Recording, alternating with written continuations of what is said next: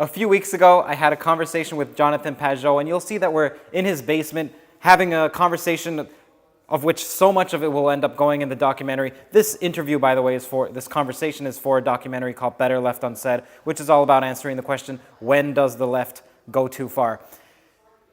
Jonathan's basement got flooded because, if you follow the news, in Ottawa there was a huge flood just a few weeks ago. So none of what you see is around anymore. It's completely rotted and underwater. And there's a GoFundMe page in the description for you to donate to him so that he can get some semblance of a life back. The conversation that we had has so many nuggets of gold that I want to just I want to make my whole documentary just this conversation. But I'm putting it online here for you instead, and I'll select the best parts and put it in the documentary. Enjoy. So I'm here with the preeminent, the exigent, the pivotal, paramount, Jonathan Pageau, artist, carver, public speaker, symbolic translator? I guess, yeah, you could say that, something like that. Why don't you just tell me about what you do? Tell everybody about what you do, but tell me. All right. Well, I'm mostly an artist. I make religious art, liturgical art, you could call it, in the Orthodox tradition, but in general, in, let's say, the kind of Christian medieval tradition. And that has led me to look into symbolism in the Christian tradition, but also in general, looking at other religions, other traditions, but through other types of storytelling as well, fairy tales, mythology, and now modern storytelling such as movies and novels and everything. And so looking into symbolic structures relating to my art has led me to becoming interested in symbolism in general. And so in my daily practice, in making icons, I engage in that world, let's say that symbolic world, through my art making.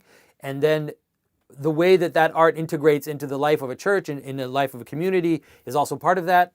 But then now, for the past, I guess, 2 years now, I've been doing a lot more public speaking, talking about symbolism in general, how it relates to our life, how its structures are inform our perception of reality and our interaction with reality. So that's what I've been doing through YouTube, but also doing a lot of public speaking all over North America for the past 2 years now. So you said that you got started because you were an artist, and so you started studying the symbolic representations and what they mean.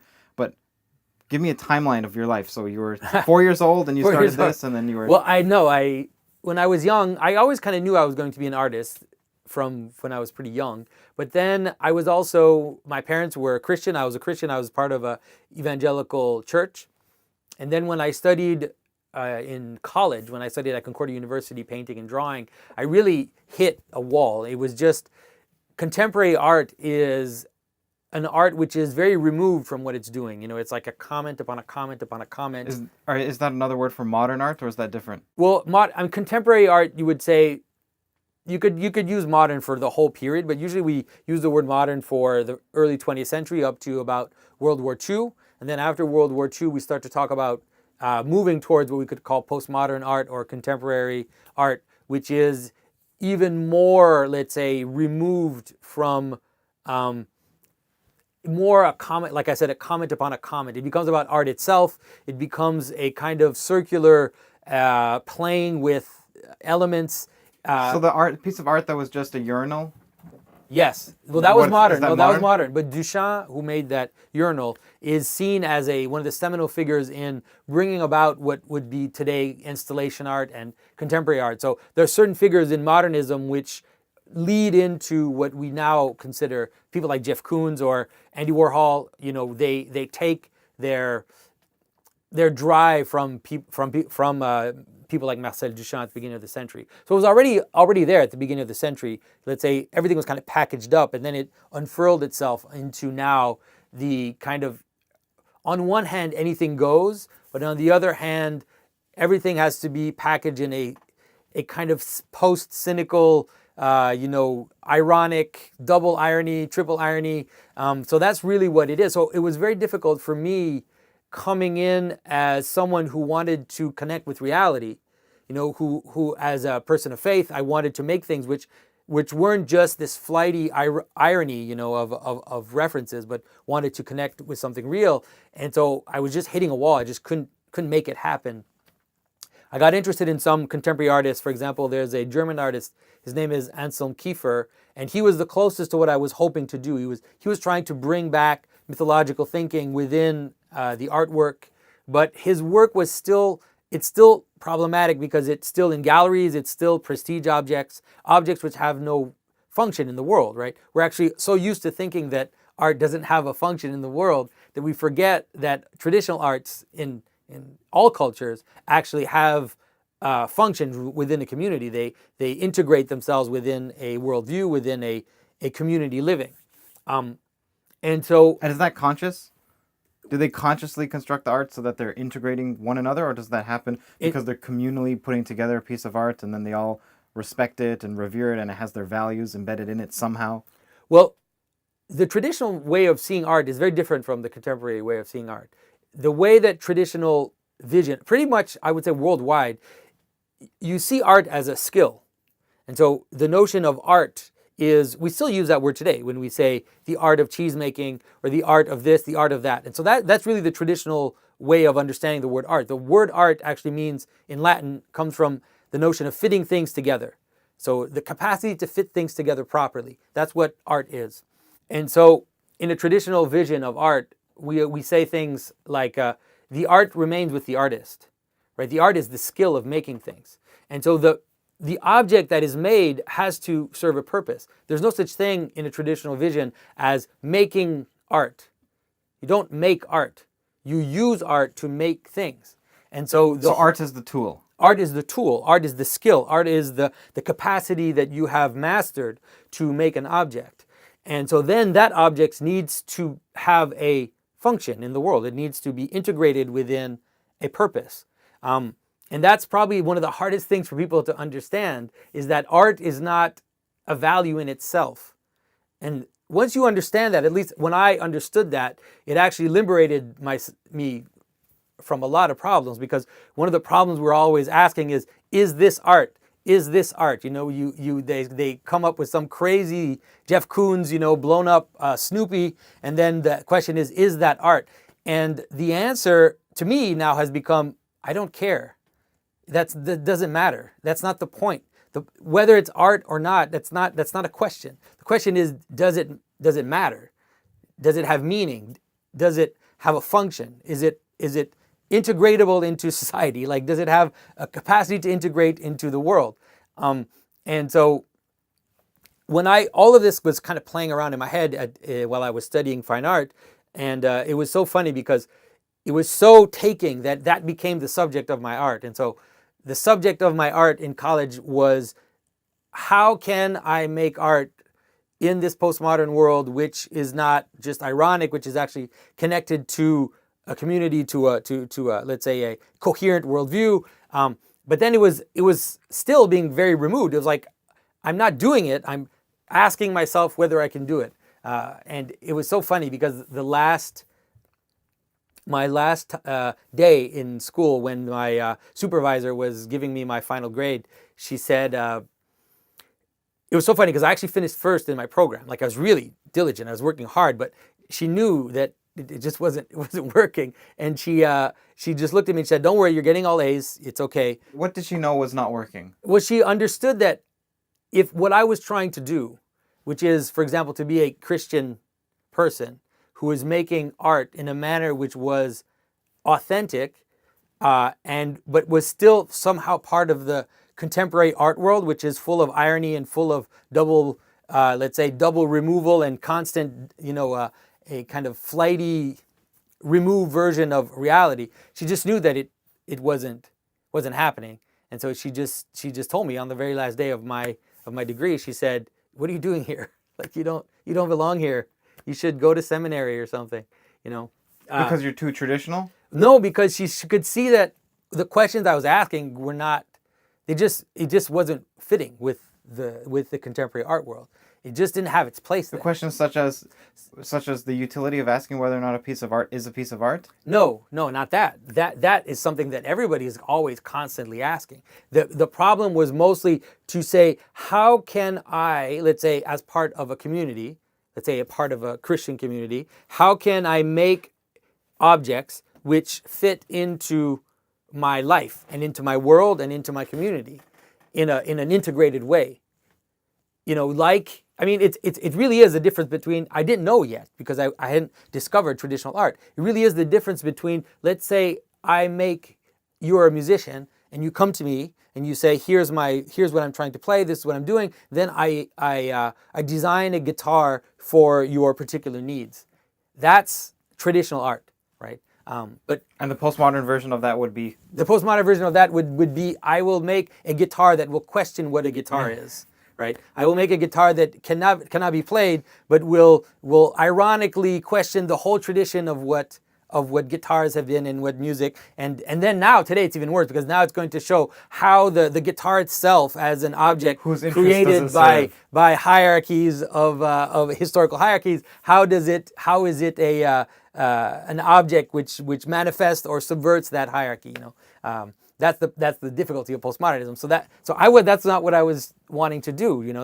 That's not what I was trying to do. I was trying to create a visual language which would integrate with my own experience, with my own faith, with my own participation in a community, in a church, and all that. Okay, let's get back. We're going to get back to this, but let's get back to art as a tool. Yeah. So you're saying art as a tool. So this Snoopy example, I don't know the reference. I don't get Jeff this. Koons. Yeah. Jeff Koons is big Snoopy. Yeah. Well, I don't think he made a big Snoopy. He makes, like, for example, he did a big sculpture which is a pile of Play-Doh. So like imagine like a small child has taken bits of Play-Doh and he just kind of bundle up in a thing. He made a giant bronze sculpture of a pile of Play-Doh, for example. That's Jeff Koons. Okay, so he makes things like that. So this amalgamation of Play-Doh, is it art? Your answer is it doesn't matter. No. What matters more is, does it matter, and does it provide meaning to a certain set of people, and does it integrate that people with the community? I don't know if I'm recapitulating it's something like correctly. that. How does it integrate into the world? How does it participate in the world? How does it build instead of? And that I think that. And then if it does, then it's art. Or no, it's not. Or it doesn't forget matter. about the question of whether or not something is art. The art itself is the skill, right? It's the capacity to do that. That's the traditional worldview. So art. Okay, so let's take another example. Let's say someone's a great pizza maker. Yeah. And then they make something. Let's say they made it out of pizza, but they're a good pizza maker. So then the question is that pizza? And you would say, well, did they use the skill of pizza making on that object? The question would be, is it good? Because that's what pizza is supposed to do. So can you eat it? Yes. And does it taste good? If you want to know whether or not that pizza maker is a good artist, is whether or not the pizza does what the pizza is supposed to do, which is taste good, whatever it is that it could be to be healthy too. It depends on what the pizza maker wants to accomplish by making his pizza. It's the same thing with someone, like I said, someone who would make a musical instrument. The question, if you ask whether or not the musical instrument maker is a good artist, is whether or not that instrument does what it's supposed to do. And it's very difficult for people to think that way now, because even in the past, music was composed for reasons. People didn't just compose music just to compose music. They would compose music for a requiem, music for a mass, music for a feast, music to celebrate someone's birthday, to celebrate the king, the music was written to integrate into society. You wouldn't just write, unless you were making studies, or maybe you were studying to practice, or you were doing things like that. But your ultimate purpose was to write a piece of music which would function even storytelling.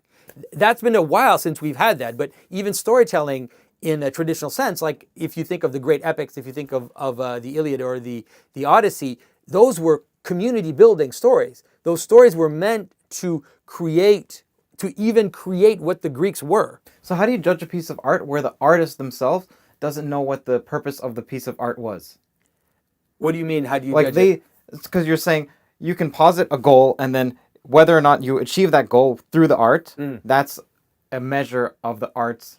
Well, it's not necessarily what worth. You could go further than think that it's just based on the individual's purpose. It's a broader thing than that. It's like let's say a pizza maker decided he wanted to make a pizza that tastes. By the way, all pizza makers, I'm sure there's a technical term for you, and I apologize. And I know you're gritting your teeth right now. Why? So let's say a pizza maker decided he wanted to make a pizza that tastes bad. He could do that, but it would probably not be considered great pizza, and that guy would probably not be considered a good pizza artist. Okay, but in that example, it's obvious what the intention of the pizza is. Yeah. It's to be eaten. Yeah. But say someone like Picasso, and he just goes in a room. He doesn't know what he's doing. He organizes his room. So now he's like, maybe I'm an interior decorator. Oh, I just discovered cubism somehow in his room, but he doesn't know what it's for. Yeah. Because he doesn't know what it's for, we also don't know what it's for because the artist was just exploring and they created something. Yeah. So can we judge it then? Because we don't know its purpose. Well, I think that Picasso and modern art in general has a destabilizing effect on society. And I think they meant for it to be that. So in a way, maybe what they did was right. I think that most modern art and contemporary art, it believes in a revolutionary vision of reality. That our purpose is to bring about revolutions, to destroy the status quo, to destroy the existing order. And I think that Picasso was a communist. I mean, he was a communist pretty much his whole life, even when it became embarrassing maybe to be so.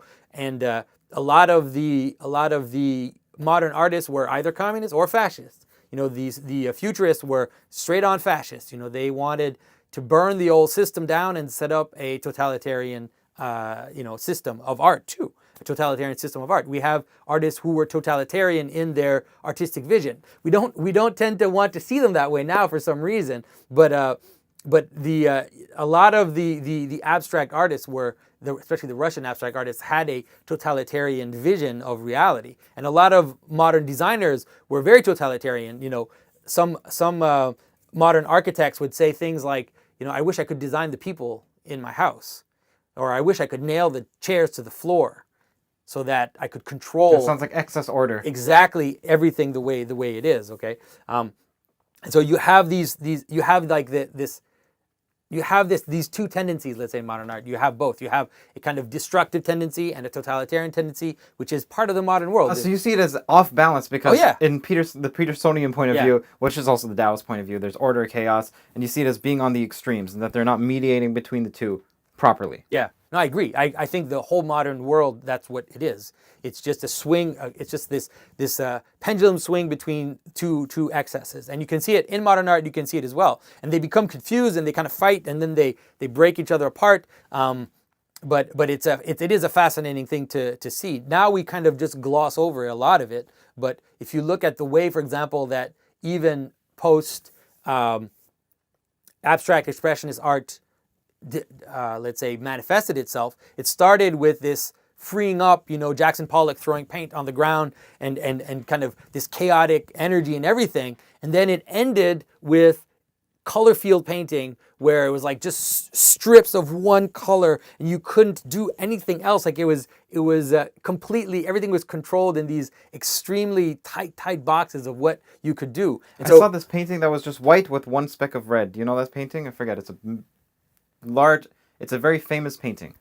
I don't know which painting you're referring to. Okay, just imagine a blank canvas. Yes, I can imagine that. And then just some splotch of red in the corner. Yeah. And then it sold for millions of dollars. Yeah. Is that contemporary? Yeah, well, it depends. It could be. It would probably be probably considered modern or late modern, you could say. Contemporary art tends to be more cynical, and will take modern conventions and be more playful about them, and will create a kind of parody. For example, German artists like Richter, who is an abstract artist, but his abstract art is considered to be a kind of parody of abstract art, where it's almost like a comment on abstract art. It's not directly abstract art. It looks like abstract art with a kind of weird photo lack of focus in it. And there's a lot of neo-abstract artists who are actually, there's a kind of weird cynicism to what they're doing. But it gets very confusing. Contemporary art right now is just a giant ball of anything. It's very difficult to know. Is there postmodern? Or is it just postmodern? I think no. I think that we have. I think that what I'm doing could be considered postmodern, and I'm part of a group, let's say, of people who have grown up in contemporary art, who learned contemporary art. Several who had a promising contemporary art career ahead of them. They were in galleries. They had different scholarships and everything to big schools. But then they kind of came to the end of the carnival, At some point, the carnival has to end. At some point, you've eaten enough pie, and you've had enough. Had enough pizza. Had enough pizza. Exactly. You had enough sugar and blinking lights, and so what ends up happening is a rediscovery of what I would call traditional art, and I see that. You see that. So I know several iconographers who make icons for churches who had that exact turn where they came to the end of contemporary art and they realized this is just nihilism. It's just nihilism on steroids, and so they re-embrace, let's say, the traditional language of the church. Some people. Does that happen within a field of modern? Okay, so there's modernism, there's postmodernism, then there's traditionalism. Yeah. Now, does this cycle happen even within a section? So there's the section of traditionalism, section of modernism, and postmodernism, or does it happen within? Does it happen as with the sections as a whole? Well, the problem with the contemporary art world is that the very setup of the contemporary art world is not conducive for it within that world for, let's say, a return to order to happen, or let's say a postmodernism to happen, because you have a return to the proper balance between order and chaos. Because as you were saying, can't just be returned to order because the fascists had extreme order. Right. So for them, it would be returned to the middle. Exactly. So the problem is, it's true. In one of the things we forget about modernism is there is another wing of modernism which we don't tend to think of, which is social realism. And social realism has been used very much as just pure propaganda, like just a pure propaganda tool, because its whole style, its whole affectations are basically, a kind of sentimentality, a kind of going in to get your sense of nationalism or your sense of courage or whatever, and so they tend to push you towards propaganda. So what people traditionally think of as propaganda is social realism? I mean, usually those are the techniques like these that Nazi are used. propagandistic yes, of course, films? Yes, they are. And the same with Russians. Like the Russians had a whole tradition of social realism. I mean, Jordan Peterson has collected them. His house is full of Russian social realism, where the purpose of these paintings is to make you a good citizen, right? To make you participate in the state. Do you see elements of social realism in the modern films that we have now, like Mona? I think it's called Mona. Mm-hmm. The one that you analyzed, Moana, yeah. And then Frozen, and then Wonder Woman. Yeah. Well, right now we don't. I would say that we're not using social realism for our propaganda anymore. Because it's a weird different world than for example early. One of the things that has happened is, let's say, the revolutionary elements of our society, they've actually understood symbolism. They've been the ones who, for the past, let's say, 50 years, have understood symbolism the most. And so they've actually been using, let's say, mythological structures to affect their propaganda. It's very different type Much like of the propaganda. Nazi symbol being what yeah, was for the sure. swastika was what? Yeah, before? the swastika was the swastika is one of the most ancient images, one of the most ancient symbols that exist. It's an image that is universal. You can find it in all cultures. You can find it you can go to a church, medieval church, and see swastikas. You can go to a Hindu temple and see swastikas. It's probably one of the oldest images we have, and so they were able to take it to change it a little bit. They made it instead of making it straight, they slanted it. I think that the Nazis are a really good example in a way, in the sense that the Nazis, they wanted to co-opt mythological thinking more than others. They had a weird religious feel to them, right? They had a kind of strange esoteric and a desire to revive northern gods. They also had weird contacts with Indian, the aristocracy in India, with the what are the names of the caste? I can't remember the name of the caste. So do you think that's one of the reasons why these totalitarian regimes, when they come in, particularly on the left, so particularly communist regimes, that they want to obliterate traditional art and obliterate religion and ban it? Oh, for sure. Because they understand it. Well, because they understand how potent it is, and also because, especially the communist groups, they really wanted to, because they believe that the human person is malleable, right? That we're a blank slate type, and so what they wanted to destroy all the cultural tenets which were there in order to bring about their utopia. The Chinese, the Russians did it too. The Russians liquidated. The Russians destroyed over 30,000 churches just during the early times of Stalin. We all know that the Maoist Cultural Revolution was insane. They just went around destroying everything. Not only destroying, but executing anybody that had to do with the priesthood. Yeah. And the same thing, or Buddhists. Early communist Russians would go around, and just shoot priests in the head. It was an insane time. So it was like liquidating the imagery in order to bring about their utopia. But today it's weird. It's different. Our version of that, let's say our version of propaganda is a little different from that. It's more insipid, and it tends to understand, like I said, it tends to be more subversive rather than directly offensive, in the sense that it's better to show inversions and to have stories with the notion that the inverted becomes the norm in a way, and that seems to be the way that a lot of propaganda is happening now.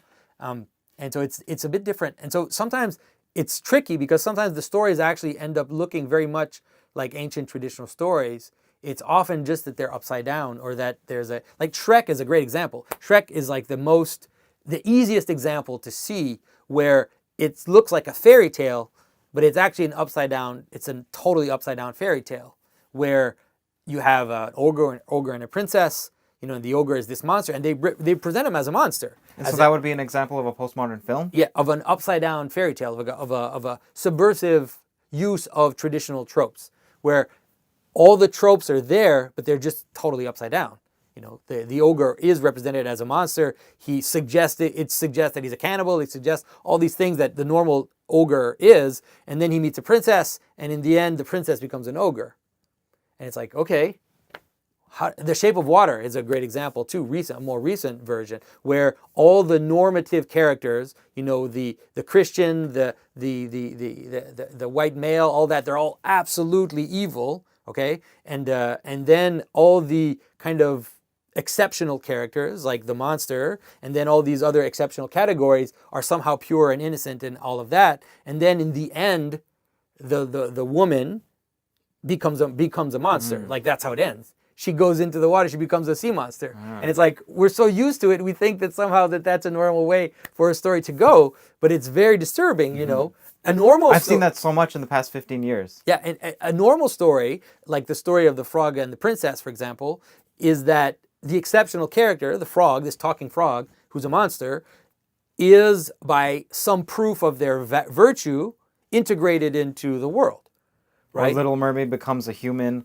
Yeah, well, that's a difficult. Or Pageau becomes a human. Yeah, Pageau is that's a good example of. Miyazaki. I've been watching Miyazaki films because you commented on Spirited Away, and I wanted to watch it again, so I started watching a few, and I was trying to put my finger on why is it so. It's damn good. His films are very good, and I realized not only are they magical and whimsical like a child and imaginative, but there's a complete lack of cynicism. Yeah. A complete lack of sarcasm or sardonic commentary. Yeah. No, I think you really put your finger on it. And I think that because we're in a situation, because of technology and because of our extremely ordered societies where we have everything is controlled by the state, basically. Not everything, but so much of our world is controlled by the state and by these giant corporations and everything. We have a need for feminine symbolism. We have a need for the private sphere. We have a need for the refreshing aspect of our personal relationships. All this feminine symbolism, we have a desire and a need for it. And the thing about Miyazaki is that almost all his films take on this feminine symbolism, but he does it in such a beautiful way where he doesn't feel the need to be subversive or to kind of show how the male character is an idiot or useless. There's a complete absence or lack of a political message. Oh yeah, No, I think so The too. closest maybe Pageau, where he says the humans are ruining the earth Right. with their ships. That's the closest that I found so far.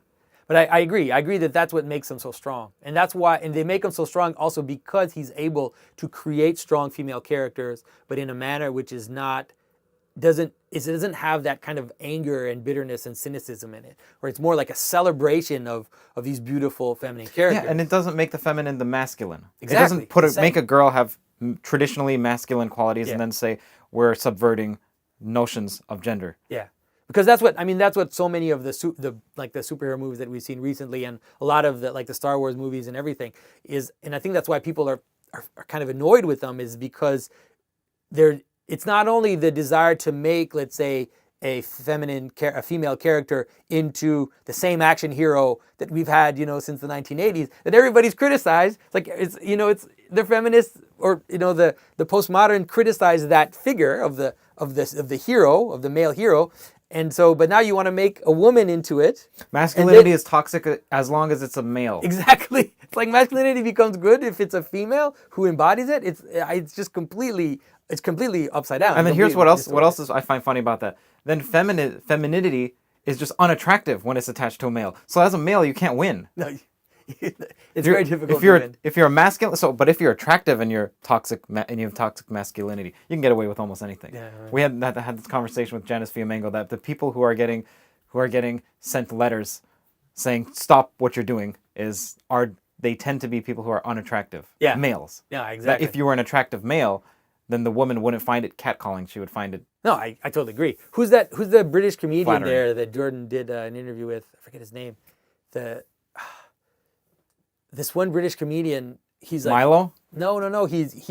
Jordan did a thing. He was like a huge deal, and he became depressed and everything. He did an interview with Sam Harris, and he did an interview with Jordan. He's kind of on board with the intellectual dark web. Anyways, he was this super good looking guy, and he was extremely promiscuous, and just had loads and loads of sex with all kinds of women. And I saw him. Russell Brand. Yeah, Russell Brand. Yeah. I saw him once meeting with a woman, talking to her, and he reached back behind her back and he undid her bra like that. And everybody was laughing. And she was laughing and she's like, oh, what did you do? It's so funny. Ha ha ha. I'm like, really? Interesting. Imagine if anybody else had done that, what it would have been. And I'm figuring like maybe Russell Brand at some point they're going to turn on him when he loses his attractive edge, they might turn on him at some point. But I agree that it's mostly that certain behaviors, let's say trying to be flirty with a woman, if you're good looking and you're desirable, then that's not a problem. But if you're ugly. Let's get to Lord of the Rings. All right, Lord of the Rings. I want you to tell me the story of don't tell me the story. It's going to take hours and hours. Tell me the symbolism behind the ring. Well, the ring is really power. I mean, it's called the Ring of Power. But I think that the ring is the power in the sense that we understand it today, in the sense of technological power. That is the capacity to affect the world, right? So it could be political as well. But a good way to understand it is technological power, in the sense that it's the capacity to control, to affect things around you. And so the ring itself, this symbol of metallurgy is a very ancient symbol of exactly that, right? In the Bible, you have this notion that as the fall of man kind of increases, moving towards the flood, one of the steps is the creation of metallurgy with Tubal Cain and the forging of weapons. But that it's there in other traditions as well. Somebody was telling me a Nordic tradition about almost the same idea, that in Greek thinking, Hephaestus, the god of metallurgy, he's kind of like a monstrous, deformed god who was kicked out of the Olympus and lives in a kind of dark, fiery place, and that's where he makes his. And so it's like this. It's kind of like an image of the capacity on the margin to control the outside, you could say, something like that. Does that make sense? Yeah. And then you're saying how the ring becoming something that makes you invisible makes sense because... Right. Well, the idea is that you have to understand it. You have to understand technology, or you have to understand power or capacity to move out into the margin. You have to understand it as adding layers to yourself, right? That's a good way to understand technology. You could add the supplement. So you supplement your existence with something. So, you wear clothes, you add a layer of clothes and then you can live further out, right? You used to be only to live on the equator. Now you can live further out from the equator because you have clothes and you can keep warm. Then you develop houses, you develop different technologies to bolster your capacity to live further out. So imagine now the same thing in terms of political power. You're one person, what can you do? You can't do much.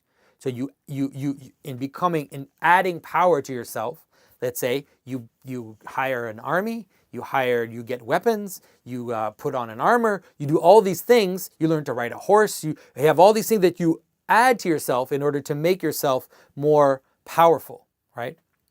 And the ultimate example of that is the ornament. So we often don't think metaphysically what an ornament is, but an ornament is something that you add to another thing to make it different, just to make it special, right? Because it has no purpose. If I paint a flower on a chair, it doesn't participate in the chair nature of the chair. It doesn't help me sit on it. That's what all it does is it makes it different from others, and it's the same for people. So a woman will wear jewelry, a man will wear jewelry as well. A woman will wear makeup in order to supplement her beauty, you could say. So a woman wears makeup to supplement her beauty. But what happens is, as the supplement gets stronger and stronger, the question is, are you supplementing to show, right? To call attention to, or are you supplementing in order to hide the true nature of what it is that you're supplementing, right? And it's hard to know when that happens, right? It's hard to know when I take a hammer in order to be able to hit nails and hit them in, but then at some point the technology becomes so big that I could never do it. Like it's actually there to mask my incapacity to do that actual action. And the same with makeup. Everybody has seen a woman who, at some point in her life, as she enters her 50s or 60s, she doesn't realize what's going on, and then she starts to wear too much makeup, and then you realize that it's actually there to hide her age. It's not there to enhance, to accentuate. Exactly. Okay, and so that's how the ornament makes you invisible. Is you disappear behind the supplement at some point. So if you keep adding those layers, at some point, those layers are all that is. It's like I see. So, okay. You have an empty shell. So there's technology. I'm just going to see if I understand. So there's technology, and you use that technology to expand what you can do, to expand your dominion over the world and over others. Yeah. Then you can also think of it in terms of makeup as a technology. Buying a big car to signal your attractiveness is a technology in the sense because it's a tool. Yeah. So tool is another word for technology. Right, and the big car is the great example, right? For a man, it's a joke that we have, right? The guy with the sports car, is it there to actually hide something about him, something that he's missing, some aspect of him which is deficient, and then he's hiding himself behind his big car. He's actually hiding the fact that this is like the joke, right? He's hiding himself, the fact that he's somehow deficient in some spheres of his love life, with this big car. So he's overcompensating in that manner. And so that's a way for him to hide. He's hiding himself behind this ring. How does it work when it comes to armies? Like, let's say you're the president of the United States and you just keep pumping money into the military. So you're expanding your range of dominion. Yeah. How does that relate to hiding?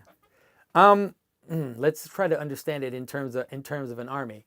Because I understand it in terms of masking when it comes to something like makeup, or the man with the car, or someone who's extremely well dressed, but to the point of not being being overly dressed. Well, I would say we could see some examples, I think, in terms of when is it that, let's say, civilizations become expansive.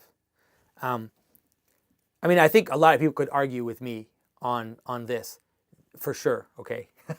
But I think that if you look at the the expansion of the Roman Empire, for example, the question is, why did it expand? Like, why would it expand? And one of the answers could be exactly what I said. Could be exactly that it is lacking within itself what it needs to exist. And so it has to speed up what it's eating on the outside. It has to kind of devour the outside and add to a point where it always feels like it's pushing away that moment where it's going to break apart by doing that, because there's something in the center which is lacking. There's some inner thing which is lacking. And you see that, I mean, I think that we see that, we could think about it in terms of materialism, how people will start to buy things because there's something lacking within themselves. And so they do that in a way to make them feel like they're still growing. Okay. Right? So they lack something crucial that will help them survive, and so they stave off the inevitable by increasing their imperialistic powers. Is this something that the communists did? I think so. I think that that's a good way to understand it in terms of empires that tend to. Oh, I mean, that's expand. one example, because others could just simply be greed. Yeah, but I think that greed is that too. I think that this that's true, because greed could also be tied to an insecurity, which means you don't have something. That's right. And so that's why the ring is related to our desires. This periphery, this idea of supplement, is also related to what the Christians would call the passions. So you have these things that pull you from the outside, desires, gluttony, pride, sexual desire, all these things.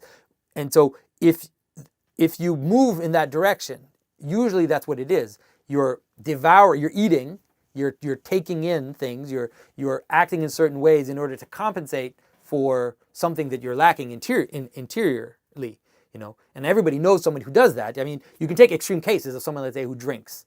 And someone who becomes an alcoholic, he doesn't just become an alcoholic because of alcohol, right? Usually you become an alcoholic, you drink to fill up some malaise that you have, some kind of, and everybody has that malaise, we have different ways of dealing with it, but you engage in certain supplementary behaviors in order to, and because the supplement is also medicine. That's also important in understanding this idea of supplement is, it also has to do with the notion of taking in something, or intoxicants or medicine. All of that is part of this notion of the supplement. Because when you're sick, you have to take something from the outside in order to heal you. And it works, like it can work, And the supplement is not, there's nothing wrong about the supplement. There's nothing wrong about this process. It's just that it can become out of control, because you need to eat. And there's nothing wrong with sexual activity. All those things are fine. It's just that if you can fall into a pattern where that behavior or that desire or the alcohol or drugs or whatever it is, or power, or all the things that we do, or buying cars, or whatever it is that we do to supplement our existence, takes you away from yourself, and then you lose yourself in that. You lose yourself in your desires, and you've lost the heart, like you've lost the memory of the heart, you could call it. How does this relate to the ring becoming heavier? Well, I think that the ring becomes heavier if you understand it as, let's say Frodo is moving out into that chaotic world. And so it has to become heavier in a certain way. Just like you need to add more and more layers the further away you get from yourself. So it's going to be, it's like you need a bigger gun, a bigger sword, a bigger army, a bigger house, more technology.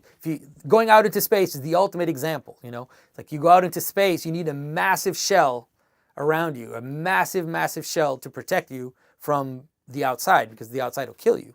And I think that's what's happening in the Lord of the Rings, is that as Frodo is moving away from his home, as he's moving away from his family, his identity, and all of that, and he's moving out towards this dark place, then the ring gets heavier, and it takes a toll on him. At first he has enough innocence to bear the ring without being completely taken over, but as he moves out and further and further and further out, then it starts to eat away at him.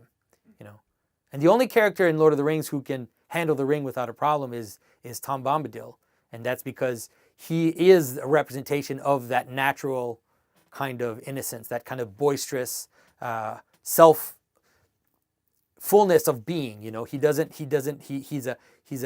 kind of joyful innocence that means that he's not tempted by the periphery, or tempted by that. A good example is in the movie Spirited Away. It's a great example where the central character, what is her name again? Forget her name. Anyways, the Sen, but that was what she was given. Yeah. Well, Sen, Yeah. she herself has that innocence. And so when she's not in danger the same way that others are in that world of gold and of pleasures and of this house of kind of sensuality, she's not in danger. So when No Face presents her with the gold, she's like, huh. But she'll take it if she needs it, right? And it's fine. She's like, oh, she needs something from No Face. She'll take it, and she's fine. But then he's like, no, I want to give you more. I want you to give me more. And she's like, why would I want more? I'm fine. I needed this tool to do this, and I did it, and then I'm done. And that was because she was innocent? I think it's because she had a kind of innocence in the right way to see innocence, a kind of purity, you could say, a kind of lack of self. Let's say a joyful purity. I don't know how else to say it. Yeah.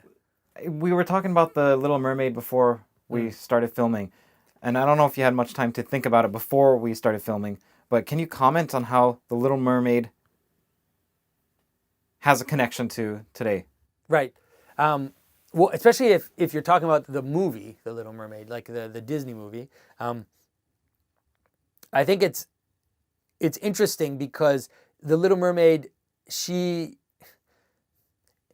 funny because I need to make a caveat about The Little Mermaid. The first Little Mermaid, like the one that was written by Hans Christian Andersen, was really about the incapacity to cross over.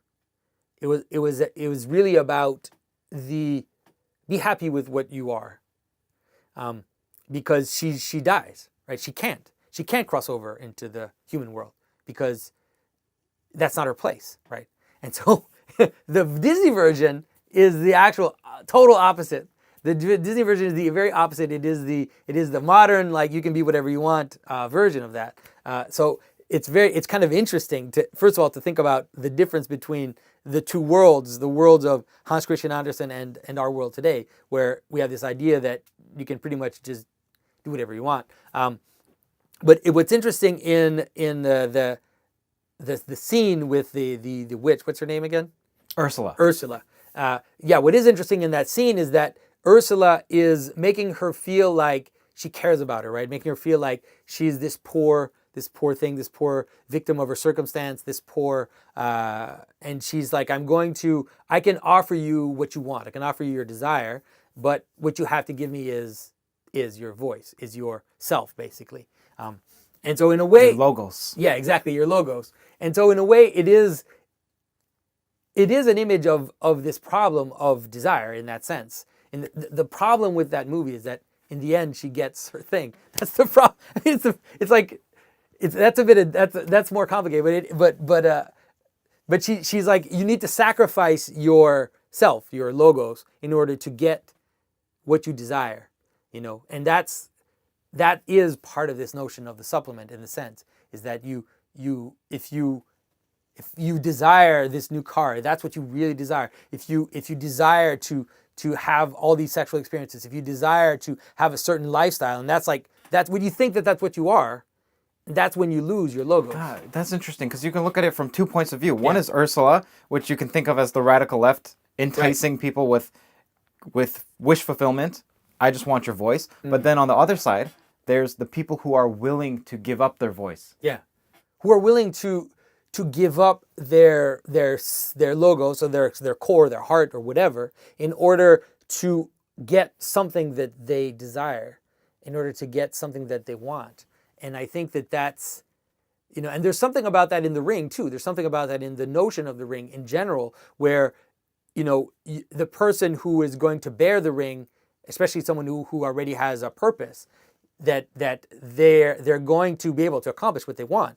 Like if they have that power, they'll be able to do that, but they kind of have to give up their soul to get it. And it's a magical, all the magical transactions in stories are always kind of like that. It's like, you get what you want, but you have to give up something more profound in order to get that. And I think that you see people who go through that all the time. People go through that all the time, right? The guy who all he wants is to get his $1 million, and then he sacrifices his family, he sacrifices his relationship with his wife, he sacrifices the things that are actually very precious, that are really precious because they constitute your being in terms of a communal being, and they do that to get what they want. And I think that in terms of the radical left, one of the problems that we're seeing is that the radical left has been able to convince people that they're only this one aspect of what they want. And so someone is like, I feel like I'm just one thing, like I'm this one thing, and if I embrace this one aspect of myself, I will get power, like I'll get some political power. And I think that that's dangerous in terms of just normal people. Like we're not, like I am not just I'm not just a man, I'm not just a carver, I'm not just or if I was gay, I'm not just gay, I'm not just trans, I'm not just whatever, and I'm not just European, I'm not, so it's like, if you embrace this one aspect of yourself, then all of a sudden, it's like, but there's something, that's how you make a weapon, right? That's what a weapon is. A weapon is a point. It's like, I'm going to push something into a point, then I'm going to use it as a weapon. And that's how you make a weapon. But that's not the way you make a person, right? You don't make a person by turning a person into a weapon or weaponizing, something about yourself, because you'll lose yourself into that weapon, you could say. And you can do it with all kinds of things, right? You could turn your bitterness into that. You could become your bitterness. You can become your bitterness at your parents.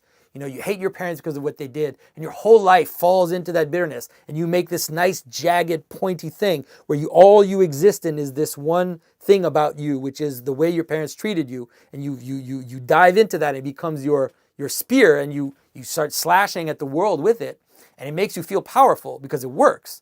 It actually does give you power, but you lose something in the balance. You lose the capacity to become a full person, a total being. I just had a thought about giving up what you have in order to get what you want, which is Ariel. But nihilists in today's world give up what they want in order to keep what they have. So they'll give up their aspirations, like forget about marriage, even though they actually want it. Forget about traditional values, even though they actually want friends and they would like maybe a nuclear family or whatever it may be, in order to retain their worldview, what they have. But I think it has to do also with a kind of shortening of, what nihilism tends to do is it tends to shorten the horizon, you could say. And so the most immediate things we have are these desires, right? Those are the most immediate. The idea of wanting a family, you have to like swim over that first wave, which is, I just want to have a beer, right? You have to swim over that in order to get to something which is more purposeful. And so I think that what nihilism does is it opens up the possibility of just living in more immediate desires. Playing video games all day or whatever it is that you want to do in the immediate, and not feel like you have to direct yourself towards something which is higher. And so in that sense, I think that's what nihilism tends to do to people. So what do the hostile brothers, Cain and Abel, there are others, which I can't think of right now, but what do they have to tell us about our current situation with regards to the radical left or even the alt-right? Yeah. Well, I think in terms of Cain and Abel, I do think that Jordan Peterson has hit the nail in the right place in terms of that story and how it relates to today in the sense of resentment. And I think that in the story of Cain and Abel especially, you see Cain, who feels like he should have more than what he has. And it's not just, and so it becomes the basic, you could say that it's pride, right? Pride is the first sin. It's the first sin in pretty much the whole biblical story. The devil's sin is pride, Cain's sin is pride, Adam and Eve's sin is pride as well. It's the feeling that I deserve more than what I should have. And it's always relative to someone else, because it's not, Right. it's almost equivalent to I should have more, but also you shouldn't have that. If I don't have that, you shouldn't have that. Oh yeah, for sure. No, I totally agree. And I think that it seems to be, I think that that's for sure. If you talk to people who are far on the left, you could say, it doesn't take a long time to scratch at the fact that what frustrates them is not so much that they're poor, because most of the time, at least here, they're not. There's very few people starving in Canada. I mean, I'm sure there are, but they're very few. It's usually that they're annoyed to think of Jeff Bezos in his huge house, and that's what annoys them. And I think that, I mean, I'm not saying that there isn't something to say for the problem of disparity and the problem of one person having too much power. I think that that's something which is important to think about and to talk about, where certain individuals have so much power that they can become a danger to social cohesion. But I think that if you look at it out of resentment, in the sense like, why would he get that? And why not me? It's not fair. That kind of thinking. I think that doesn't lead the person in a good situation. And we see it in the story of Cain, of course, is where he ends up killing his brother because he, and in the story of Cain, what's interesting in that story is that it doesn't tell you why. It's really fascinating, because later traditions have always tried to try to guess why. Why is it that Cain's sacrifice was not acceptable to God? But in the story itself, it doesn't say. It just says Cain's sacrifice was not acceptable, Abel's sacrifice was acceptable. It's like, okay, you don't even know why. And so, but it doesn't matter. It's like, that's reality, right? Another way to see it is, these are the cards that have been dealt you. This is it. You can't argue with reality. And so, are you going to argue with reality? Are you going to say, I should have more, and I'm going to want more so much, and I'm willing to blow the whole thing up just because I don't have what I want, And I think that what you're seeing especially in the radical left, is you definitely see that type of thinking, and you see it too. Like you said, you do see it now in the extreme right. You're seeing similar things as well, where there is a nihilism which is propping up in the more extreme right, which is, basically, our culture, Western culture, is over, so let's just participate in blowing it up. Like, let's just run it into the ground, so no one can have it. So there's a little bit of that going on, and it's very disturbing to watch. So, yeah. Something that I always struggle with is the radical left end side. There is a grain of truth, more than a grain of truth, which is that we don't all have what we want, which we'll never all have what we want, but there's some basic needs. So in Canada, we all have healthcare. So let's just forget it. But let's say in the States. So they don't all have healthcare. Many people are living paycheck to paycheck.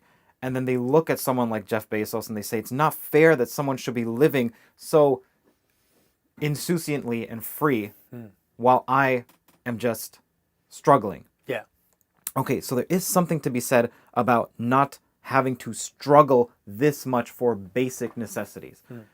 Then at the same time, there is something to be said of, well, are you trying to be a champion for the cause of people who are struggling, or are you just trying to tear down those who have much more than you? Now, there is also something to be said for, again, tearing down those who have disproportionately too much, simply because we don't want power to accumulate in the hands of the few, and in crony capitalism, obviously, money translates into politics, and we don't want that. So I see both sides, and I'm always struggling, because I see the benevolent side of the radical left, which is the benevolent side of the left in general. Yeah. And then obviously the benevolent side of the right comes out as well, which is, well, we need hierarchies. You can't just dispense with all hierarchies. What is it that you struggle with? You struggle with, so I think that the left. Because any attempt to criticize the radical left, they can just say, no, it's not this claim of resentment. It's that all that nice, bon ami, gracious, altruistic, philanthropic aspect, all those elements that you just listed, that's actually our true motivation. Yeah. And it's difficult. Well, you can take the psychoanalytical approach, which is something I'm going to try to do in the documentary, which is, well, what do your behaviors show? Forget about what you say. Yeah. Let's see how you act. So are you killing tens of millions of people in the 1900s? Well, obviously they didn't, but I'm saying the same philosophy has. And are you clapping when Jordan Peterson is debating Slavoj Žižek and Jordan Peterson references bloody, violent revolution, and then the radical left says, "Yeah," which happened. I don't know if you saw that. I saw the one scene where he says hierarchies are not all posited on violence and dispossessing and everything, and then someone laughs, and I thought his answer was so perfect. And he said, well, maybe those that laugh, that's the way they would do it. And I thought, wow, man, Jordan, that's one of his gold moments. There was another time where he just mentioned what would happen is bloody, violent revolution, and then the people cheered. Yeah, people and cheered, and then taken aback. He didn't know what to say. Well, yeah, how would you know to say to that? Because, I mean, I think, and those people have never experienced anything close to bloody, violent revolution. Like for this documentary, I started looking at clips of just the worst, some of the worst of what humans can do to other humans on a large scale, and it just tears you apart, man. Like some of them are not that visceral because there's black and white footage with no sound. Yeah, but they're stilled, and then some are like what the Tamil Tigers, what the Sinhalese government did to the Tamil Tigers, and then you see mothers holding their children, and their children are just screaming because there's bombs being dropped on them ahead, and they don't know if they're gonna, and they die, and it's just fear and fear and fear breaks your heart, and that's what a violent revolution is like. Yeah, no, I think that. I think especially now, it's so. I think that's what's difficult is that you can imagine that someone in the 19th century just coming out of very difficult, like let's say very difficult times in Russia where you're a peasant, you're barely eating, you don't get to eat any meat, all the aristocrats eat meat, like that kind of life where it's very difficult, and then that you would feel so desperate that you would be willing to risk everything, just to topple the whole thing, compared to now, which is like, I mean, who are these people like who want bloody revolution in our country? I mean, the top 1% of anybody who's ever lived. Right, and so I don't understand. Like I don't totally understand how that. And I also don't understand is how they define what rich is, because rich to me always seems to be defined by them as whoever's richer than me. Yeah, exactly. No, I agree. Yeah. So what other ancient stories have you read? Yeah. That apply to this modern time, this radical left, alt-right, crazy world that we live in? I was thinking about that, and I don't totally see in terms of. We seem to be in a very unique moment because one of the things that's happening right now, which is extremely unique, is that we have these two excesses that are growing up at the same time. And I think that that's the one thing that people find very difficult to see because they tend to just see the other excess, right? And so, for example, we live in a world where there's more control and more calculation of what you're doing than any other time in the history of the world, right? Google has everything about you, right? You exist virtually in Google's some Google Drive there. They know everything about you. Everything you've said, everything you've thought, pretty much. They can clone you from your emails. They could basically clone you from your emails and your behavior. Because it's not just your email; it's your behavior online. What you click here, they have these gigantic algorithms which calculate, and they know like where you are, what you're interested in. There are crazy stories of people who like a girl who is looking online for certain things, not related to pregnancy, but they've calculated that if you look online for certain things, even if it's not directly related to pregnancy, it probably means you're pregnant, and so they'll show you ads for pregnancy stuff, right? So there's this massive data control over what we are, and just in terms of laws, like the modern state, I can't build something in my yard. I need to get permission from my town to build anything I want. Like I can't. Right now, we're in the process in Quebec where the government wants to, we're homeschooling our kids, and the government wants to force us to take standardized tests. And I think that's normal. Like, I think it's normal that the government decides what your kids are going to learn. We think that's normal. We think that the government has that possibility. So we have the most, but we also have this weird carnivalesque, crazy world of passions where, you know, pornography is rampant, where people are dying from opioids, and so there's also this other weird world that's completely chaotic and upside down. So we have these two things that are kind of growing up at the same time, and so it's almost like this is a very unique moment in history where the capacity for absolute control and the capacity for absolute breakdown seem to be looking at each other and somehow feeding into each other. So it's very weird. I don't know if there's a story. Are there any biblical stories? My brother would probably be better at finding a story that shows as much the two extremes at the same time. I mean, it's possible that maybe the closest thing we have would be the collapse of the Roman Empire, maybe the collapse of the first collapse. Let's say third century collapse, where it's as if there was this huge, gigantic bureaucratic state, crazy, but then these decadent elites that were all they cared about were their orgies, and then it's like it just couldn't hold, and so it's like it collapsed into civil war. So it seems like maybe that's the closest thing that we have to understanding kind of where we, like, the symptoms of our society seem to be close to, let's say, that first fall there in the second, third one century. reason I'm asking is because there's so much wisdom in these old stories, and if we want to engineer a solution to our current times, it's always good to look back and see, well, what did they do then? Yeah. You know, I don't think there's a solution to our current time. I wish, and a lot of people, you know, and I think that's one of the reasons why I kind of took on Jordan's way of seeing things in terms of the solution. A lot of people have criticized me just for kind of coming too close to Jordan as a Christian, and a lot of people have criticized Jordan for his individualism, you could say.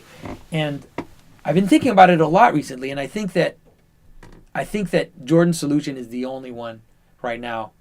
Not individualism in the sense of... Not the Ayn Rand. Right, exactly. Not the Ayn Rand kind of selfish individual, but the notion that in a world that is so extreme right now, and the systems are so big, you know, the only thing you can do is become a saint, right? As much as possible is to become a just in the world, to be an anchor for people around you.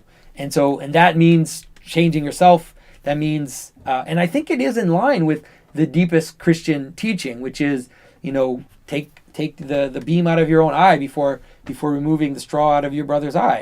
And there's also several citations of saints. For example, Saint Seraphim of Sarov, who said, acquire the spirit of peace and thousands around you will be saved.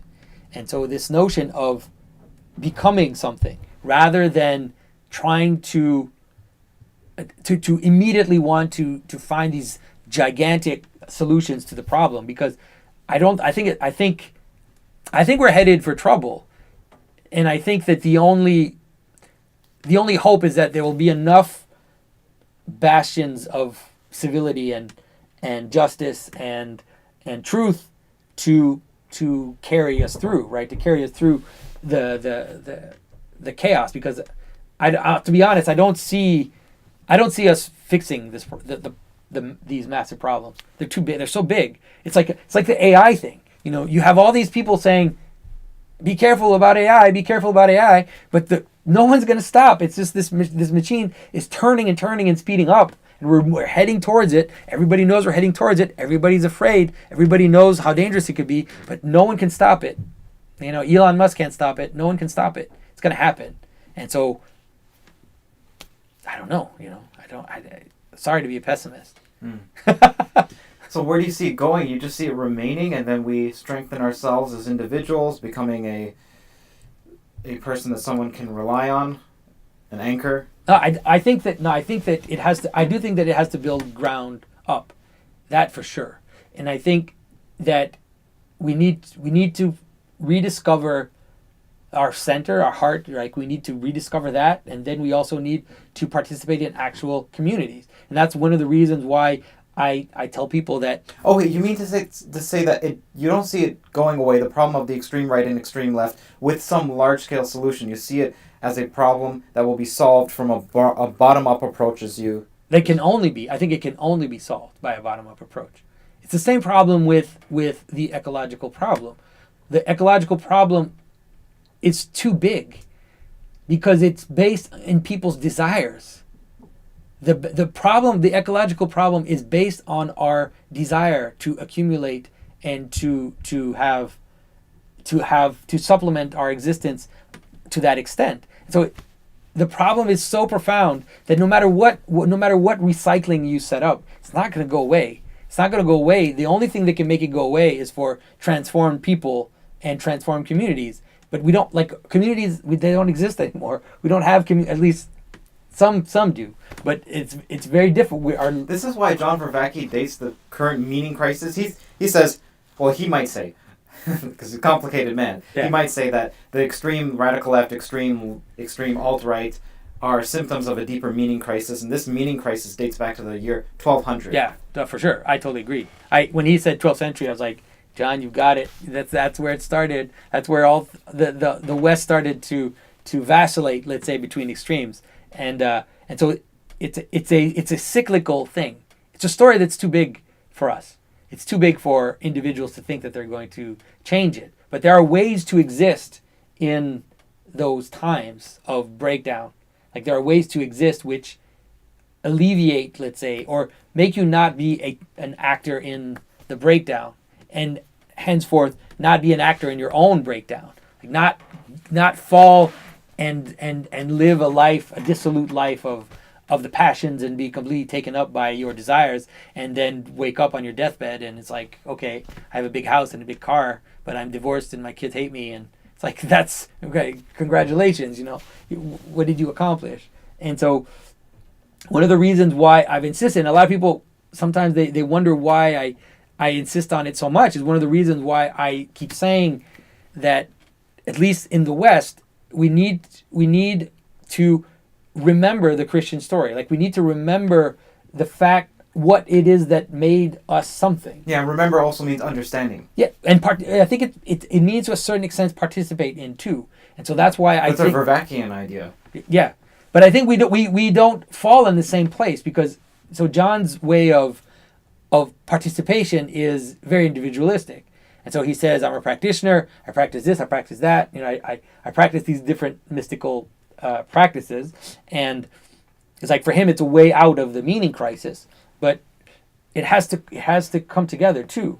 We have to remember that even in Buddhist teaching, that saying there's a lack of community in John's approach. I think so, and I think the lack of community is, we don't totally decide what story we're part of. I keep telling people that it's difficult for people to fully understand it.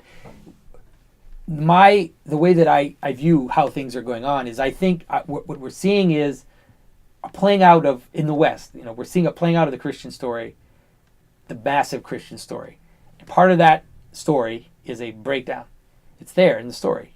That's why... You're the only person that I've seen articulate our current crisis in this manner, that Christianity itself might have to die in order for it to come back and be reborn. But I think it's there in the story. Like, it's there. That's interesting, because you're applying the narrative to the narrative. Yeah, that's how symbolism works. So symbolism is embedded structures within themselves, right? That the archetype is so true that it applies to the archetype. Well, that it's like a... Yes, exactly. That's what religious stories do in general. Like, they understand a form of self-consciousness. They have a form of self-consciousness where they try to look at themselves as well. There's a weird circularity that's part of the symbolic structure. Yeah, I find that fascinating. I need to think about that some more, because it's an interesting idea. I haven't heard someone else express it, at least not articulate it in the direct manner that you have. Mm-hmm. Yeah. So how did you start to come to view stories in this symbolic fashion. So you're saying you were 22 or you just graduated from college and your teacher was telling you, you don't belong here. Yeah. You're a traditionalist. The questions you're asking are not ones that you'll find the answer to not in college. Yeah. Well, so what basically happened is I tried to make contemporary art for a little while. I had a studio with some friends, and I was kind of working towards something, and then just for freelance, just for some money. Well, I hope like a real artist, like go into a gallery and do the real artist thing. I'd made these giant, kind of really ego-driven giant works of art. My whole life is just one big giant ego-driven work of art. So anyway, so that's what I had, and then I got married, and marriage really kind of slammed me against myself, right? Like I saw all my own flaws, insecurities, and passions, and unreasonableness, and all that just kind of came flying back. Can you explain how that happens? Because I recently got married, and so I want to know. I want to know what's in store for me. Well, it depends on people. Some people get married, and then it's wonderful for a little while, and then the mirror starts to show. For me, it was the opposite. Like we got married, like a week after we got married, all of a sudden, it was like could just see, both of us could just see. So our first year of marriage was hell. Like it was. Oh, it's the opposite of most people. Oh yeah, it was absolute hell. Like once we got through the first year of marriage, we were like, it can never get worse than that. So it's pretty good. Let's keep going. And so I mean, it depends on people. That's how it was for us. Did you live together beforehand? No. And so it was like just seeing this mirror, and so it led me to a lot of questioning and also just kind of spiritual crisis in general. I was also becoming very disillusioned with the world, the kind of the evangelical world that I was in. In college, I'd read a lot of authors, a lot of philosophers, and I just felt like the church where I was going wasn't answering the questions. What kind of church was it? It was kind of a Baptist, evangelical Baptist church. Kind of American style church there. Not liturgical, just very kind of looks like a business meeting. Can you explain what you mean when you say liturgical? Do you mean to say like it studies the Bible? No, liturgical means that it has a service which is a pattern, right? It's based on, it's not just a. So it's like, let's say a evangelical church today, they'll get together, they'll sing songs, and they'll have a sermon. But they'll say things like, we could do whatever. Like there's no, doesn't matter what you do. There's no structure? There's you mean no structure for your life or no structure for the meetings? No structure for the meetings, right. No structure for the church. And so liturgical means that there's an order of service. And so we do things in a certain order. So like the Jehovah's Witnesses, I don't know if you're familiar with them. Yeah. Well, they're not liturgical. Oh, okay. No. They're more like the evangelical yeah, Baptist. More like evangelical Baptists. Yeah. So liturgical is like Anglican, Catholics, Orthodox. They're liturgical, so they sing. They have the building. The architecture of the building is meaningful. The order of the service is meaningful. The way the priest is dressed is meaningful. Everything is done in a manner which is meaningful and which manifests what you're trying to do. Right. So it's not just arbitrary. So anyway, I was going to a kind of evangelical church, and I felt like it was just lacking in profundity, lacking in meaning, and also I was reading philosophers, and then I started reading authors from other traditions, Buddhist authors, Sufi authors, and I discovered the mystical way, you could say, the mystical thinking, and transformational thinking, you could call it, and I was really impressed by it, and then I thought, whoa, why is it that Christians don't have that? Like, why is it that Christians don't have a mystical transformations and mystical vision of how the world works and all of that? And it was only because it did. It just, I didn't know about it. And then that's when I discovered the early church fathers and traditional Christianity, and then iconography. So, can you define what iconography is? So iconography would be, let's say, a way of practicing art which is traditional in the sense that it has certain types, certain typology. It has a set of rules, kind of like if you write a sonata, right? You have certain rules, and then you write within those rules. So iconography is the visual practice of the ancient church, which was developed, let's say if you went into a church in the year 1000 or 1100, anywhere in the world, you would have seen pretty much the same thing. And that was done without a top-down, imposition of what was going to be there, but it was just this kind of bubbling It's up. like the brand style guide for the church. The what?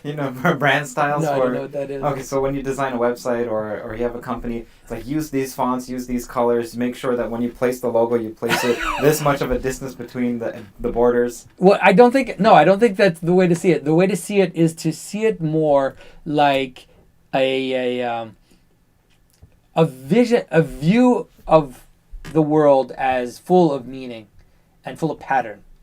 And so the story of the world and the story of our lives is a pattern. It's not arbitrary. It's not random. And so that pattern then can be found, let's say in Scripture, can be found, and then it transposes itself into the way that we worship, let's say. So the structure of how we worship in a church, in a traditional church, is patterned based on the same patterns as that you find in the Bible. So there's a center, right? There's the altar, and then that's the most holy place. And then you can imagine a series of layers as you move out from that holy place. Remember when I told you a little bit about this idea of adding layers? Well, you can see that also in the terms of sacred space, where you have profane space, which is outside the church. And as you move in to the church, then you move towards the sacred center, which is that which defines the space itself and which defines the community and which defines everything. So that structure, let's say the architecture of a church, then in iconography you have those same types of structures. So you have to know the types. It's like you have to understand that the reason why Christ is represented in a certain way is not arbitrary. It's there to show you who Christ is. And so there's a certain manner in which you represent a figure to show you what they are and what their place is in this bigger pattern. And did they do this consciously? Like they knew that they were not copying or imitating, but that this specific representation of Christ was being repeated in other parts of the world? Did they know that consciously, that here's the proper representation of Christ, or here's what it's saying? We're at the center, because this is what's most holy, and then here's what's profane. In the way that you're articulating it. Yeah, but I think it's a mix. I think it's a mix of intuition and participation in the life of a community where we agree on certain things and we participate in the story. And so, for example, like if you would ask me, would it be conscious to put Christ in a central space? And you would say, well, yeah, but at the same time, what else are you going to put there? Because that's the center. That's the incarnation. That's the point where heaven and earth meet. That's the focus of the origin of Christianity, the focus of Christianity. So it's like, where else would you put him? There's another reason for the cross. This is something I've been thinking about. Another reason for the cross to be symbolized like this is because this represents the spiritual and this represents the profane, the mundane, earthly, and the proper place is to be at both. But then the other reason why the earthly is a little bit higher is because it's more important to be slightly more spiritual than you are earthly. I mean, yeah, I've never thought about the second part that you said. For sure, the cross is meant to represent the union of heaven and earth. That's for sure. And I think that a lot of people resist that because they say, no, that's the shape of an actual cross, right? That's how crosses were made. Have multiple meanings. But it's like, that's the thing, is that symbolism is not, symbolism is the coalescence of things. It's not just because that's how crosses were made doesn't mean that it doesn't also mean that, especially in this context, that doesn't come to mean that. And there's also a preponderance of things that are associated with Christ. And why would we choose the cross? Well, there's obvious reasons why we would choose the cross. Yeah. But the cross as a symbol has multiple meanings. Yeah. And it definitely is a center, that's for sure. And if you look at the early church fathers, they'll say things like, the cross is everywhere. Look at a boat, a mast, a mast of a boat with a sail, that's a cross. And they'll point to crosses which exist almost naturally in the world and say, this is, the image of the cross has been shown forever. People need to just recognize what it's talking about. Like, what is the center? What's at the center, actually? Like, what does unite heaven and earth? That's the question. And that's and of course, Christians answer with the incarnation. That's the answer. But iconography is basically understanding the rules and the language of Christian art, why it resembles what it does, and then it's almost like an algebra And so you know the terms, then you can, if you need to improvise an image, you can, but improvising that image needs to be done within the general frames and tenets that iconography offers you, you know. So it's a truly traditional art in that sense. Okay, so you started studying iconography because your eyes were opened. Yeah. Because you started studying Buddhism and you realized they have an interesting way of seeing the world. Yeah. Well, it was a lot. It wasn't Buddhism. It was a little bit of Buddhism. A lot of Sufi authors. I read some early modern kind of Sufi converts, and What's Sufi? Sufi is a mystical Islam. Yeah, it's a branch of Islam which is far more mystical, analogical, and it's closer. Some people will argue with me if I say this, but it's closer to Christianity in some respects because of its emphasis on love and because of its emphasis on the transformation of the person, all of that. To get you into more hot water Yeah. than you already are. Do you fundamentally see Islam as a religion of peace?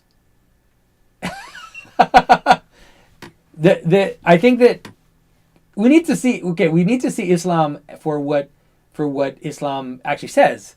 And so Islam is a religion. There are two spheres in Islam. There's the sphere of peace, and there's the sphere of war. And Islam is the religion of peace in the sense that within Islam is peace, and that's how it's viewed in the Muslim world. In the Muslim world, that's how it's been presented. And so you have the outside world, which is the space of war, and you have the inside of Islam, which is the space of peace. And one of the goals of Islam is to bring peace, to bring the space of peace to the world. But that's by becoming Muslim, or by submitting to Islam somehow, by becoming a dhimmi, or by paying the tribute. And a lot of Muslims don't think that today. I would say that most Muslims in the West don't have that approach to Islam anymore. But traditionally, that's why Islam is was from the beginning an expansive religion. Judaism is not expansive. Judaism wants to recover the Holy Land. Like they want to get their place. That does cause trouble. Obviously, we see that it's caused trouble since they're back there. It's a difficult situation. But and Christianity, it's kind of not clear, because the Roman Empire converted to Christianity. So then the Roman Empire became Christian. And so it's complicated to think. It's not so much that then Christians went out and, at least in the first 1,000 years, went out and invaded other places, although it probably happened. You get stories in the West. You get stories of Charlemagne converting by the sword, and you get those stories as well. But they're always kind of iffy. But Islam was like, Islam exploded, became huge. If you look at an image of the map at the year 1000, it's immense. And so, yeah. So I don't know. I think that most Muslims today are not, especially people who come here. It depends from where they come from and what intentions they have. In Quebec here, a lot of the Muslims who come here come from Northern Africa, and they want to work, they want to have a good life, they want to have a good family, they want to be left alone and do their thing, and yeah. So okay, so let's get back to you were studying iconography, and that allowed you to see the world and see stories through a particular lens. Yeah. I was watching you give an interview. I was watching you have a conversation about the Spider-Verse with someone. Yeah. And that person then made a comment about some other aspect of the Spider-Verse. And then you said, oh, and what that could mean is this, and this. And then the guy said, oh, I didn't see that before. And then you said, oh, I didn't see it before until you mentioned it. Yeah. And that made me realize that's not something you thought about, because for a regular person who's even watching this, they would have to sit and think, okay, what could the Spider-Verse mean? Here's what I know. Okay, this fits in here, this doesn't work. Okay. And then it would take them maybe 20 minutes to come up with something that you came up with in the span of a sentence or two. Which means you actually see the world, or you've thought about it for so long that it's just second nature to you. Yeah. And I want to know, how did that develop, and how do you see the world? So do you see people walking down the street differently than you used to? No, I mean that seriously, because even people who study physiology, they can tell people's ailments just by watching them walk, yeah. even if they look like they're normal. Oh, you slightly tilt in this direction. So it's almost like Sherlock Holmes. And so you see people moving towards a subway, and then you think, okay, that's a place of communion where people don't interact. That's almost like what we had in the 12th century when this happened and this happened. So I want to know, do you see the world like that? No, I see. And how did you start to see the world the way you see the world? I mean, I think I see the world through patterns. That's for sure. Okay, now when you say patterns, I'm going to get specific here. So when you say patterns, you mean repetitions, parts of life that repeat, or parts of life that are abstracted? So for example, there's a pattern of talking where I talk, you talk, I talk, you talk. Now that's a pattern. Okay, it's repeating. Or another pattern is you abstract it out from a certain set. So there's a pattern of what it means to be human. Right.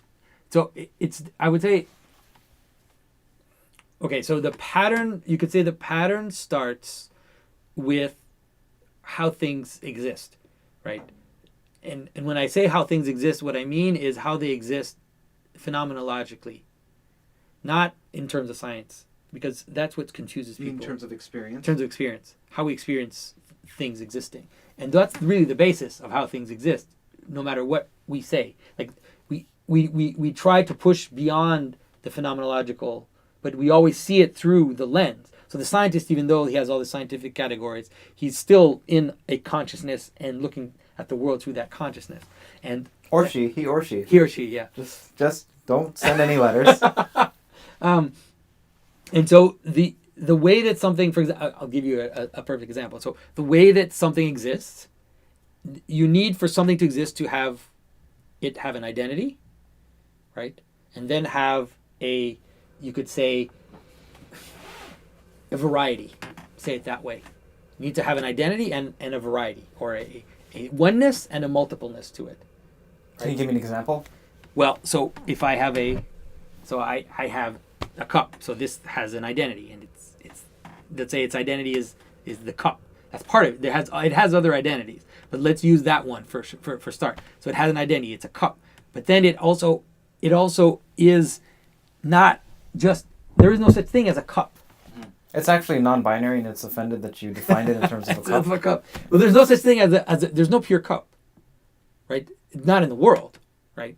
So a cup has to have a particularity to it, right? And the particularity to it is its variety, its multiplicity.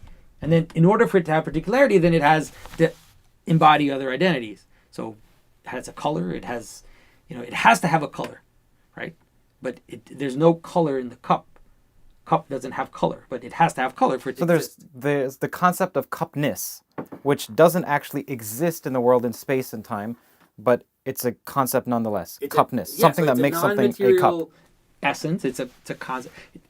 I try not to get too tied up in, because people will say, okay, you're being Platonic. I'm just trying to see how things come to exist. And so there's an aspect of it which is one, there's an aspect of it which is multiple. And everything always has to have that. For anything to exist, it has to be one and multiple at the same time. Because it also has to be constituted by parts. So you're saying the elements of this that are not a cup are... But also even for it to be a cup, it also needs to be constituted with parts. So it has oneness, then it also has parts, which are multiple. And the cupness of the cup holds the cup together. Right? So let's just say that. You just have one and many. Okay, just that. Okay. So if you have one and many, just that, you already have a basic pattern. And then you could look at the world through one and many.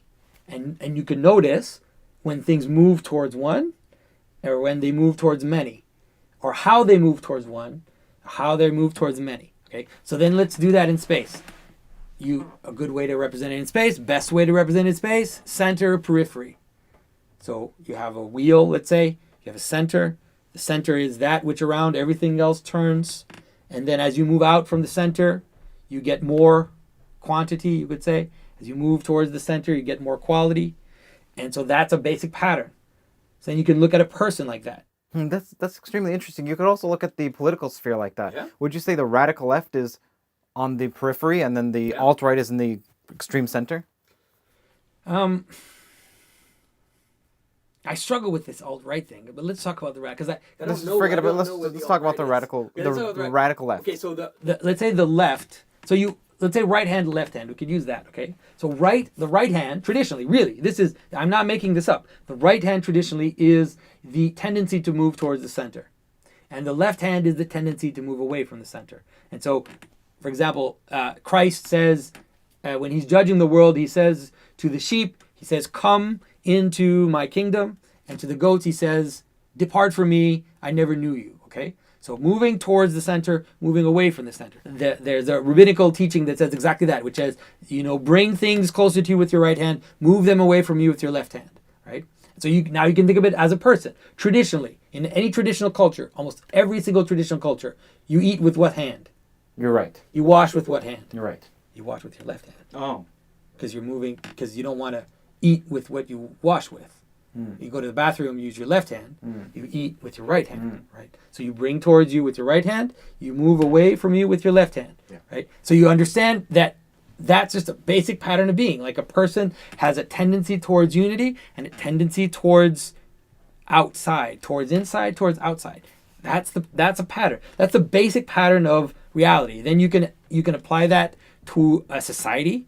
A society has a basic identity, and it has ways in which you move towards that identity, and then it has a way in which you move away from that identity. But moving away or closer is not moral, right? Because some things you need to move away from you, and there's some things also that move away from you for a good reason, right? In the sense that you could be extending yourself out into the world as well, right? And so it's not the patterns are not moral. There's no in the patterns there's nothing good or bad. They can become good or bad depending on how they're used, for what reason they're used. But the pattern itself then you can look at the world and you can what I see when I look at the world is that's what I see. I see how the pattern is manifested in different instances. Now this detaching of moral judgments from how close you are to the center or how far you are from the center, is that a Buddhist concept, or does that fall in line with Christianity? Because I know Christianity has an emphasis on putting moral judgments on almost every aspect, and Buddhism is the opposite, as far as I know. I could be wrong. So does that okay? So you said, look, there's the center, there's the moving away from the center, and you can move towards center, you can move away from the center. It's not in and of itself it's not in and of itself moralistic to do one of the others. They both have danger and they both have opportunity. Okay. The Buddhists won't necessarily frame it in the same terms, but they'll say the passions. They'll say you have these passions on the edges, let's say, in yourself, and those passions are fragmenting you, they're pulling you apart. And in the Christian way of describing the passions is the same way, especially in the Orthodox tradition. You have these passions, these desires, and these desires pull you away from your heart, let's say, and you need to go back to your heart. You need to let's say. So that's a return to the center. Then you return to the center. Okay. And do they have in Christianity a pushing away from the center? Well, it depends. Like I said, for example, I'll give you an example of a pushing away from the center, which is positive. Pentecost. Pentecost is when the disciples are in the high place, and then all of a sudden the fire of the Holy Spirit comes down upon them, and then they start to speak, and then everybody can hear them speak in their own language. And so as they're speaking, then everybody else is hearing them speak in the language that they understand. So that's a fire, right? That's fire. That's the left hand. That's moving away from the center. And so the message is being dispersed out into the periphery. Because those who are outside hear the message in their own language, and so that's a left-hand movement. It's a moving out, and so like I said, it's not necessarily good or bad. And then there's also there's a bad left hand, right? This idea of giving into your fire, giving into your desires, giving into your passions is this being pulled away, from yourself, and that would be represented as a kind of left-hand movement, you could say. But there are also right-hand sins. So St. Maximus the Confessor, for example, talks about left-hand and right-hand sins. And he says, the left-hand sins are, gluttony, prostitution, all the sins of the passions, like you let yourself go to those types of desires. And the sins of the right hand are pride, self-sufficiency, right? So now you can see where the moving into the center can become negative in the sense of pride, the sense of thinking that you don't need anything, the sense of thinking that you're self-sufficient. And so, like I said, those patterns are not they're not negative or positive. It's just in their balance. Well, it just depends on in the situation. It just depends on what is trying to be accomplished. So entering into the center in the sense of removing yourself from your passions and going into the center in order to look up and see what's above you. Okay, so it's simply just a matter of appropriateness to the situation. Right. Sometimes you need to be far, sometimes you need to be close. Yes, and it just depends also. You could say a good way. Not necessarily. I was wrong when I said balance, because that would imply that there's a proper place to occupy in almost every situation, whereas it's actually different. Sometimes you just need to be completely right-handed, sometimes you need to be left-handed, sometimes you need to be a mixture of both. So a good way to. So in terms of center and periphery, for example, the good way to understand it is, like it's called memory. So if you're moving away from the center, if you remember the center, then it doesn't matter how far you go, right? So it's like you, if you remember yourself, if you remember God, no matter how you say it, you can go very far and you won't fall. You could say you won't be taken in by whatever is pulling you out. Does that make sense? Yep.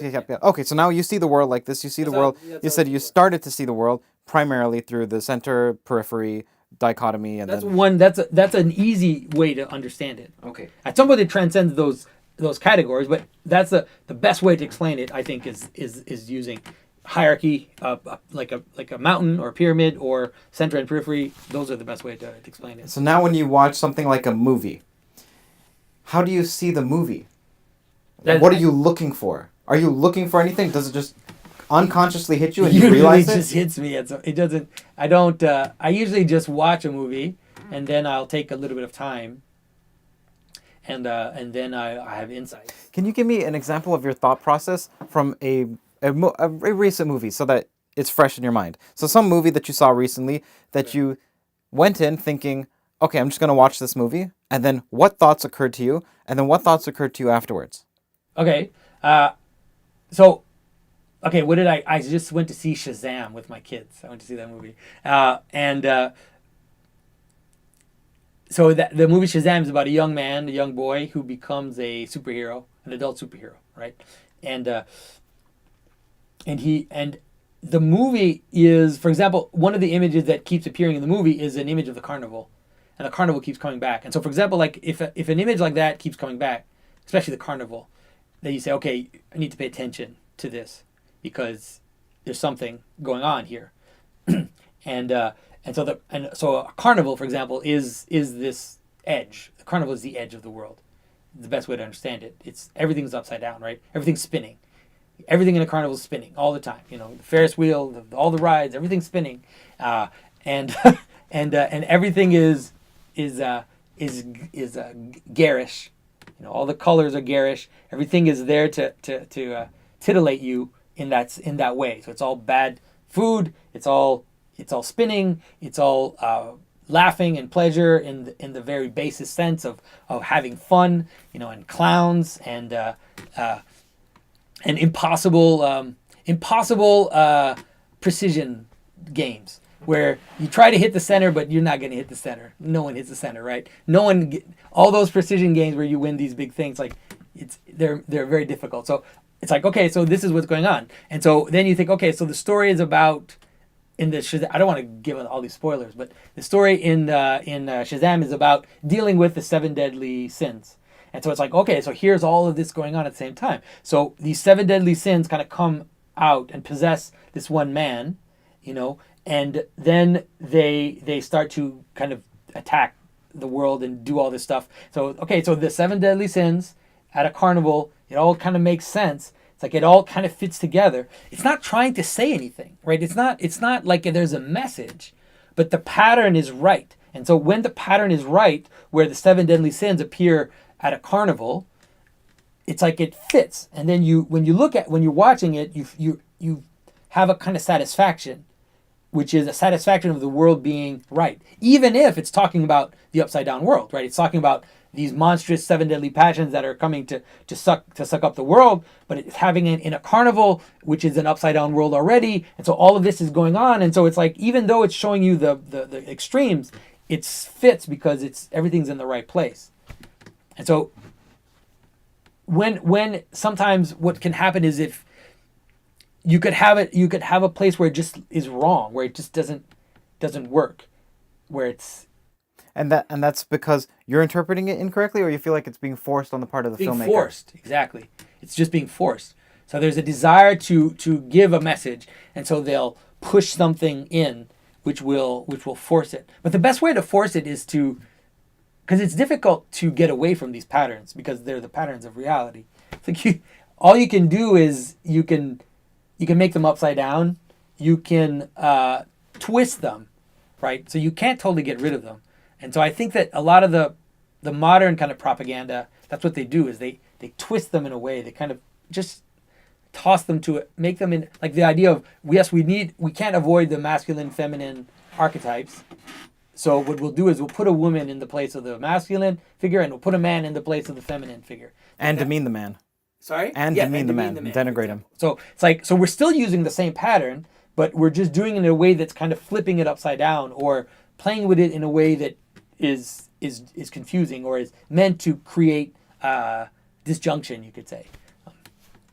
How does one know when they're reading too much into a piece of art? Something that Peterson's been criticized with for on a minor basis, like when he's looking at Pinocchio. How do you know you're not reading too much into it? So how does one prevent themselves from reading too much in? Is there such a thing as reading too much into art? Of course. Yeah, for sure. And I think that the way that, for example, what I do is I just point at the pattern. So I'm not actually interpreting the movie usually. When I interpret a movie, I'm not interpreting in the sense of saying this aspect of the movie represents, represents Hitler. And this aspect, this character in the movie represents Stalin. And here, this is what, it's like, I would never make an interpretation of a movie like that. I'll say, look at the pattern. Right, here are the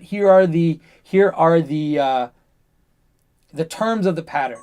Right, you have someone on the inside, you have someone on the outside. How are they interacting? So we're talking about, how does one know when they're reading too much into art? And you were saying, well, I'm not going to substitute different elements of the film and say this represents the struggle of man, and this represents the church, and this represents Hitler. Yeah, usually a movie will give you its pattern. It'll lay it, because it has to, right? The movie has a pattern. In order for you to even recognize it as a story, especially movies that are trying to make money. Movies like little art type movies where the person doesn't care whether or not anybody watches it. Usually those, you're hopeless. Like, you're hopeless in terms of pattern. But movies that are actually trying to attract a lot of people, they have to, even if the person isn't conscious about it, in order to attract a mass amount of attention, they have to embody certain satisfying patterns that human beings have within them. It's necessary because or else people won't go see them. Mm-hmm. Right? Or the cynic would say it's just marketed well. That's not true, because we know movies that have been massively marketed which have failed, right? And so, maybe they'll have that first bump, but then it'll all go away. Whereas if you really want to attract a lot of attention, you need to have that pattern. And so the idea is, the movie will usually tell you like what's going on, and so you just need to let the movie tell you what's happening. And I always try not to go outside of the movie, like the least that I can. Like, try not to reference anything outside the actual story that's going on, and to just say, well, this character says this is what he does, this is his struggle. He's telling you what's his struggle is. He's going to tell you this is his problem. He's going to tell you what the solution is. But then all I'm going to try to do is show you how that is a pattern, and how it's a pattern. And then once I've done that, then I can say, okay, now this pattern, see this pattern? This is the same as this other pattern, this other pattern, this other pattern. Like, see how, like, for example, the pattern of resurrection, that pattern is there everywhere. someone dies or almost dies and then gets back up at the end. It's like you see it in so many movies. It's just there. It's just there in the story. I can show you that it's there, and then once I've shown you that it's there, then maybe we can start to talk about what it means. But it's no longer now about just that one movie, right? It's about that pattern which is there in several other stories, and now we can talk about what it's referring to in terms of existential reality. And so to me, if you stay within those frames, you have less of a danger of kind of going overboard. One of the things that happens, and it's happened to me, is that sometimes you'll see a pattern and you won't see a counter pattern. You'll want to see one aspect of the pattern too much. Then you won't see something else that's going on. And so that's totally possible. Well, can you explain what you mean? You mean to say that you, as the person who's interpreting the piece of art, wants to see a certain pattern, and so it blinds you to a counter pattern? Yeah, for sure. Because that means that, in other words, you're selectively choosing. Well, that's what a pattern is, right? A pattern is the selectivity, because just like a movie, just like any other reality, has an indefinite amount of details, right? You could talk about the way the leaves are moving in the story, but you're not going to talk about that because that's not what interests you. And so you'll focus on the characters, for example. You could say, you could interpret, you could ask, if you were just a kind of nihilist, you could ask, why are you focusing on the characters when you're watching a movie? Why aren't you focusing on the top right pixel? Exactly, or the way the wind is blowing, or whatever. Well, some people who have autism do that. They don't actually look at characters on. Yeah, they don't look at characters in the eye. You can watch them. You can track their eye fixations, and they don't look. So right now I'm looking at you in the eye, and they don't watch the characters. They look at the light bulbs. They watch how this swing is swinging. Yeah. And capacity to kind of bring things together, and so it's inevitable that you will selectively choose, but sometimes there can be other patterns that are there that you might ignore, that you might marginalize, you could say, and it's in a way it's kind of inevitable. But hopefully you try to not do it too much, and also to be able to see both and to see both sides. I think the best interpretations that I've done for movies have been the ones where I'm able to show the two sides. Let's say, to almost sometimes imagine as if you could see the movie from different aspects. So let's say you're an artist and you want to create something that's not propagandistic, that doesn't you don't try to instill your own values into the art, because otherwise Carl Jung would call that propagandistic versus exploration art. Or he called it the difference between introverted art and extroverted art. So introverted art is the art where you have your own intentions, and you're just using the art as a tool to let the world know what you think. Yeah. Politically, it's usually political, but it could be whatever. It could be you're the main character in the film because you're filming it yourself and you want people to feel sorry for you. Yeah. It could be whatever. Or you had a bad experience with a father, and now you want to make sure that people, when they look at their fathers, they have a bad experience with their father. They look at fathers negatively. Yeah. Okay. And then he said there's extroverted art where it just comes through you. You're a conduit for which these ideas flow from. Mm-hmm. And you don't even know what you're doing when you do it. And until it comes together as a cohesive whole, maybe you can look back, but maybe you can't even look back. And as much as you try to explain it, you realize it's deeper than my explanation. You come back 1 year from now, and there's more to it, more to it. Religion is like that. The Bible is like that. So Jung would call that extroverted art. What advice would you have for artists who would like to not fall prey to introverted art? They want to do art that will last, that will stand the test of time and not... Right. I think it's difficult. It's difficult for me to answer that question because I'm not making the kind of extroverted art that Jung is talking about. Let's say the liturgical art that I make is a desire to participate in a community and a communal language, and so it's very different. It's neither me trying to impose my vision of the world on others, nor is it this kind of surrealist type of exploratory art where you, like you said, like you just kind of let yourself go and you don't know what you're doing. It kind of almost, like a medium or something. It's completely different. It's actually trying to participate in a common language. And so so like I said, that to me, I've chosen that as being the most, because the problem with, Well, I don't see anything wrong with that because let's say you're a poet, you're using the language of English or whatever language you're using. So you're using the language of iconography and then you're constructing within that. Yeah. So I don't see that as necessarily being opposed to introverted art or extroverted art. I mean, I don't see that as you trying to will a certain point of view. I just see it as you using a language. well, maybe it's because of my idea of the of how I understand what you're talking about when you talk about the extroverted art, which is this kind of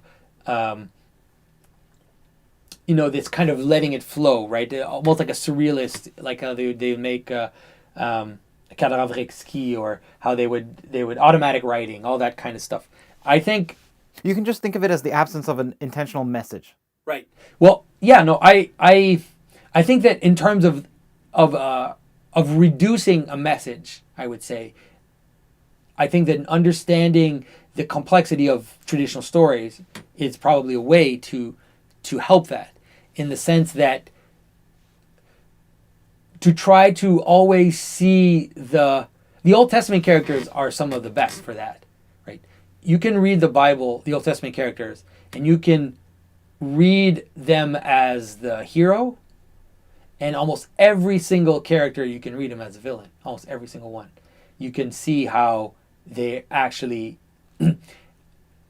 there's a shady aspect to what they're doing. Okay, you can do that about every single character in the Old Testament. It's really fascinating, by the way, to do that. And I think that being aware of that is probably helpful. Is to understand that there are two sides to the symbolism all the time. There's always two sides. And that's something that's wrong or missing in modern movies like you said, the one with the reversal of Little Mermaid. What was it called? Guillermo del Toro or Del Toro, whatever. Oh, the Shape of Water. Yes, The Shape of Water. That the white male was just, he's bad. There's no good to him. Hey. He's just bad. If you label them as bad, you're correct. Yeah, that was definitely propagandistic movie. That movie in so many ways it was propagandistic, and so I think that's. It's like I also don't have a problem with having a bad character. Like there's nothing wrong with that. But if you look at, like in Lord of the Rings, if you look at a character like Gollum, for example, I mean it's a great character too, because he's bad. He's a bad character. But he's also like an extension of Frodo. You know that he's where Frodo could go. Like if he let himself go, he could go there. So you can see Gollum in Frodo, and you can see Frodo and Gollum a little bit too. And so that's a powerful story, because you have these two characters, one which is like a good character, one which is a bad character, but it's also it's not a simple relationship. There's a relationship where one is like the promise of the other in a certain manner. And so that makes it far more subtle and far more engaging, in my opinion. I was trying to think of when is it okay to actually just have a character which you can outright categorize as bad. And I wonder if it's only when they are a representation of Satan. So like, let's say Sauron. Yeah. Yeah, he's not even embodied, right? He's just an idea almost, I mean, obviously he's a being, but he's not embodied in the world. They don't encounter Sauron, They encounter him through kind of second tiers or whatever. So yeah, I think so. Maybe that's a good way to understand it. I've actually thought about Sauron quite a bit sometimes, about if it's too easy, right? If that character is too easy. But then someone could criticize the Bible. Someone could criticize the Bible and say, Jesus is too easy. He's too good. And the Satan is too bad. That's too easy. Yeah. Well, but it's like, that's the point. It's supposed to be the extreme. So maybe it's okay when it's supposed to be the extremes. Well, the thing that people don't understand, that Christ does not fit that category. People don't know the story of Christ, or you read the story of Christ. The story of Christ is the most elated and disturbing story at the same time. Christ says some stuff that people don't like to cite, because if you want to just make Christ into a simple good guy story, it's not. Give us an example. Well, Christ says, "I came to bring fire to the world, to turn brother against brother." Christ said on the cross, "Father, why did you abandon me?" Christ said, Christ said to Peter, bring a sword. And then when Peter takes his sword out and cuts off the ear of a soldier, he stops him and says, no, don't do that. It's like, okay. So why did he say what? Okay, that's another conversation. I'm not going to answer those mystical questions for you. What I'm saying is that Christ is a far more complex figure than what we want to believe that he is.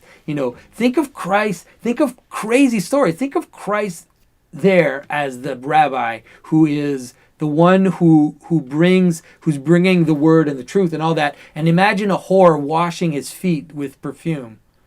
Like, think of Christ as the one who hung out with Samaritans, with strangers and the marginalized and all that, and that's how the left want to portray him, for example. But then he also goes and hangs out with a tax collector who's basically a stooge for the Romans, who's basically a tool of the empire to control us. And so Christ goes all directions. Christ goes in every direction. It's like you read if you understand the types that are in stories, and you read Christ's story. I've read scholars complain that we don't know how to frame Christ, because he's a teacher, but he's like a rabbi figure. He's also like a prophet figure. But then he's also like the son of a worker. He's also like a woodworker. He's also he hangs out with fishermen. But then he talks to, and it's like all he kind of fills up all the stories. And so that's why the story of Christ is it's very difficult to. Well, getting back to propagandistic. Yeah. This is what's interesting, because it's not simple. It's not. You can't frame this person as good or bad. Now, that's standard in screenwriting. Yeah. Never make your protagonist purely good. Never make your antagonist purely bad. Can we go a little bit beyond that as to how can we stop ourselves from consciously trying to push a message? Yeah. Well, I mean, I think that there's simple ways. There's ways that have been told to us forever. I mean, just Aristotle told us, give your characters a fatal flaw. Like, it's not a mystery. Give them something that could destroy them. And either it does or it doesn't. But make sure that it's there. That your hero has something that could devour them. And I would say the same for your enemy, right? Make your enemies convincing. Make them a twisted version of something true. Right? Don't just make them a random bad guy who, if you make them a twisted understanding of something which actually has value, then that makes for powerful bad guys. Like, for example, in the last Avengers movies, the Thanos character, that was a great character. It was a great evil character, because he actually talks about things that people care about today. He talks about ecological disaster. He talks about, all the things that even the left cares about. But then he pushes it to such an extreme that you kind of shy away from it, because it's like, okay, where are you going with this? Versus The Shape of Water, which is like... The Shape of Water is just trash. It's a trash movie. because it doesn't... I mean, in every single way. Like, there's so many ways in which The Shape of Water is trash, because it's almost like a cliche. It's almost a cliche of you could guess each character what's going to happen to them, when it starts. And there's some, especially the bad guy, the bad guy in the movie. Some of the things he says that are so bad, in terms of they're so obvious that it hurts. Like, what is it? There's one scene when he says something. He goes to the bathroom and he says, "You can learn a lot about a man whether he washes his hands before or after." And I was like, oh my goodness, like this, you're and so you don't do it twice, because that shows weakness. Yeah, it's like you're so obvious, you're so obvious about him being, excessive purity and all that stuff. But yeah, it's just par for the course. By now, it's nonstop. There's this movie coming out just now. What's it called? It's like these monstrous dolls, and it's just not. I mean, we've kind of swallowed this thing right now, and this is where society is going, in this direction. I don't know where it's going to lead, because it can't sustain itself. You can't have a world of exceptions. Do you see Hollywood contributing to this problem? Oh, for sure. Since the beginning, I think that this problem of polarization, or this problem of what?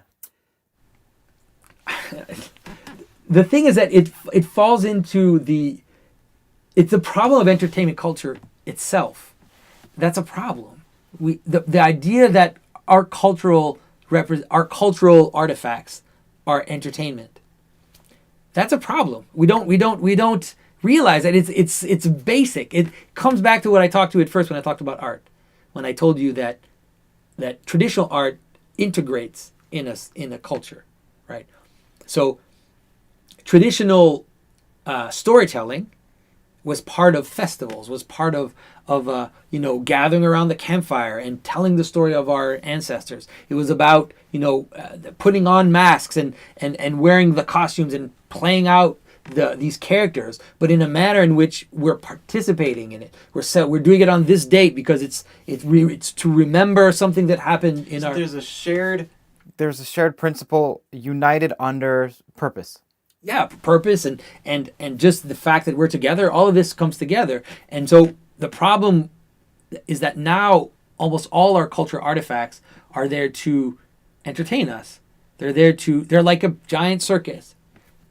Our culture, the last remaining cultural artifact we have is basically a circus. It's just there to keep us distracted. Okay, last question. When do you see the left going too far? I think the left.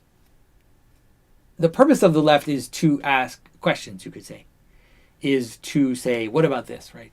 And so you have some identity, doesn't matter what it is, and then the right hand's like this, and then the left hand's like, well, what about this? What about that? Like, how does this fit? The role of the skeptic? Yeah, like, well, how does this fit? And why doesn't this fit? And well, what did you think about this? It's like, okay, you say this, but you're leaving this aside, right? You're not considering this. And so in society, that ends up being exactly kind of what we see, which is this like, oh, you forgot the exception. Don't forget the exception. There's your rule, but there's also exceptions. Some people don't fit. So you have to remember them. Don't forget the exception. The problem happens when we try to make the exception the norm. It doesn't work. You can't have a world of exceptions. It just doesn't exist. It can't exist. It crumbles. And so I think that's the problem that we have now, is that we went from wanting to care for marginalized identities to the idea that somehow an accumulation of marginalization will make you into a heroic figure. It doesn't do that. Does it? Just because you are marginalized doesn't make you pure. Like it's like you're flipping it upside down. It's like the identitarians are saying, just because I am of this group, I'm fine. Just because I am white, or I'm a man, or I'm this, just because of that, then I'm sufficient and I'm fine. It's like I'm pure, right? That's the bad. But now what we have in this weird, crazy left is the very same thing, just upside down. It's like a competition of purity, but like a competition of exception. If you can be the most exceptional in the sense that you are the most marginalized, then then you're playing the same purity game, just upside down. It doesn't work. You need the two. Like you need the statement of identity, and then you need things that are there on the margin, which say, hey, don't think you've got everything, because I'm here to show you that you haven't accounted for everything. Right? You haven't accounted for everything. and I think that's the normal balance, All right, man. Thank you so much. Well, I hope it's useful. We'll see what it looks like.